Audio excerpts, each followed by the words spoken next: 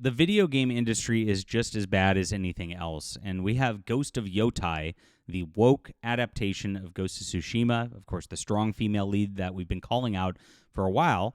And this company who's making this, the character artist here, is celebrating the assassination of Charlie Kirk along with other people in the video game industry. This is their typical attitudes. Everybody's still in the industry.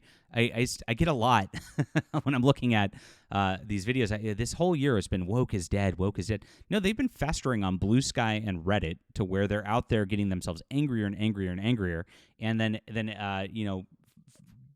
just cheering on these people who are nuts, going out there and causing this violence at this point, trying to push this forever. They want this. This is what they've LARPed this entire time.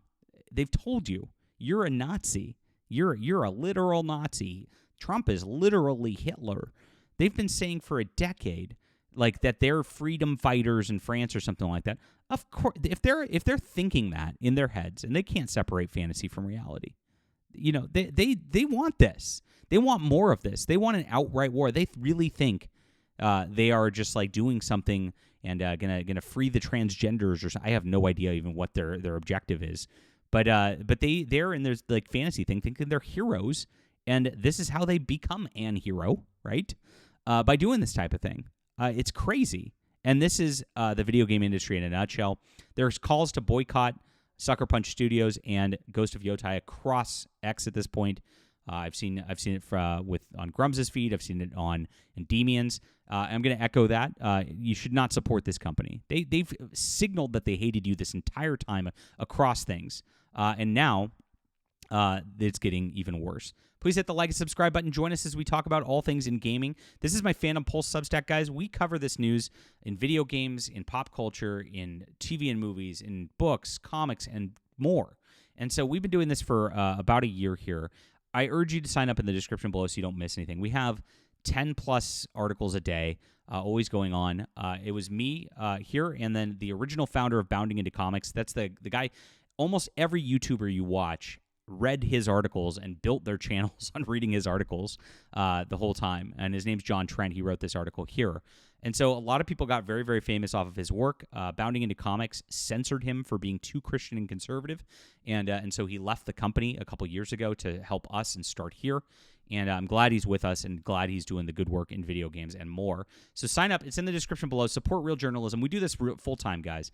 I appreciate you for being here, and I appreciate you for allowing us to tell the truth without censorship. Substack's so great for that because they are a good free speech platform.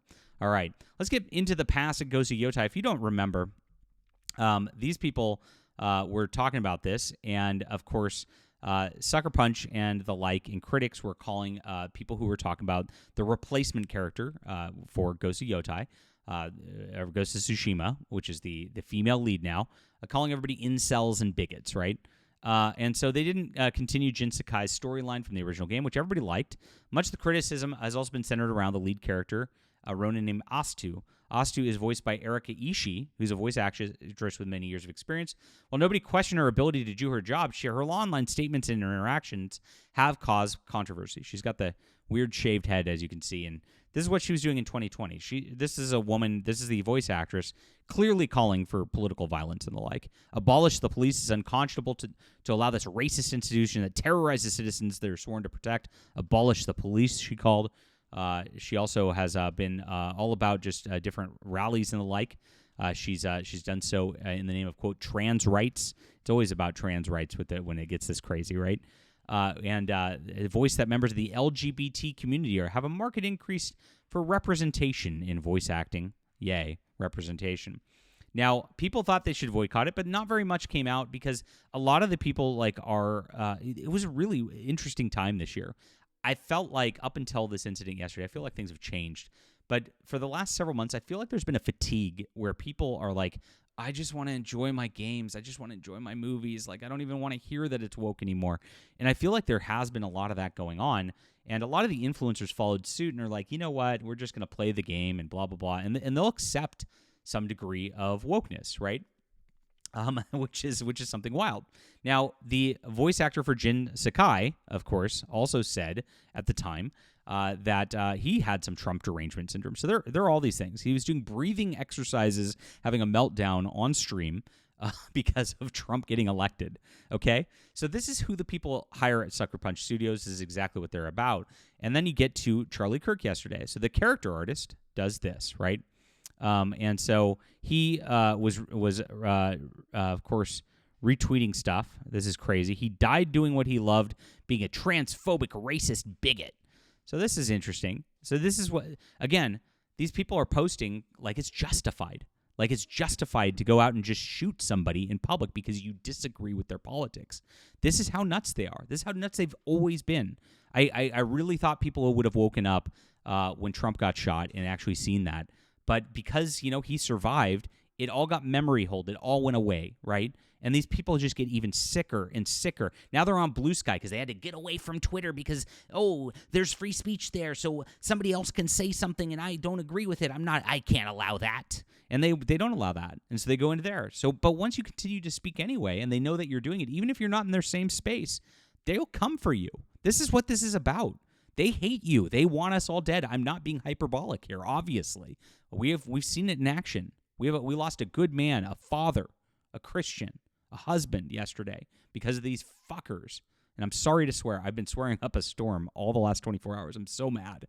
And I see this stuff, and I just can't handle it. I really can't. I'm so livid right now, guys. I shouldn't even be recording videos because I'm out of my mind. I really am. And every time I see this, I just get even madder. And here's this, I hope the shooter's name is Mario so that Luigi knows his bro got his back. Now, of course, he's referencing the guy who went and shot that executive last year, right? Or earlier this year. My gosh. These people are getting crazier, and they want this. They're like, oh, this is funny. funny. Yeah. Let's encourage more of this. They're just transphobic, racist bigots after all, right? And that's what they're doing. My God. Wild stuff. So this is what's going on here, and this is wild. This was first reported and now deleted post from Rock Paper Shotgun co-creator and Kotaku writer, who was the original guy who wrote this, right, John Walker. And she shared her own commentary of that. Absolutely crazy. In follow-up post, she attempted to play coy about the reference to Mangione. She said, some of y'all had never heard of the critically acclaimed Mario Brothers franchise in Nintendo, and it shows. Then she says, maybe instead of emailing people's employers, y'all should be emailing your reps and demand gun control immediately. So, of course, she went for it. Crazy. On top of this, here's people who liked the post when she did this, celebrating the assassination. Sucker Punch's senior producer, Kelly Snyder. The Coalition's senior producer, Lee Cash, who's now deactivated his account because he liked it. Bungie, SFX associate, producer, Dennis Yelto. Kotaku writer, Zach Zezwin. Hollywood reporter, Jordan Searless. Senior narrative designs designer at Studio Dry Dock, Ben Brooks Schwartz. Counter-Strike and Valorant caster, Luther Minshall. Girl Geek Academy co-founder, Lisa Kane. Senior material artist, That's No Moon, Chris Vasquez. And former Also VR QA lead, Mark Valentine. Now, I'm sorry I can't pronounce all the names. I don't talk very pretty, especially when I'm mad. But that's it. We're naming all of them because if they're doing this, they need to be called out. They need to know that this is not acceptable. You cannot go this far. You cannot push this any longer. It's absolutely disgusting, and we're done with it. You have killed a good man, and it's done. We can't ever tolerate this again. We will not accept this again, and we're not going to play your fucking video games when you act like this. And you want us dead, so why are we going to give you our $50 or even $100 these days? Crazy. Leave a comment down below with what you think about this. Please hit the like and subscribe button, guys. Whew, livid today, guys. God bless all of you. Stay safe out there, and we'll be back.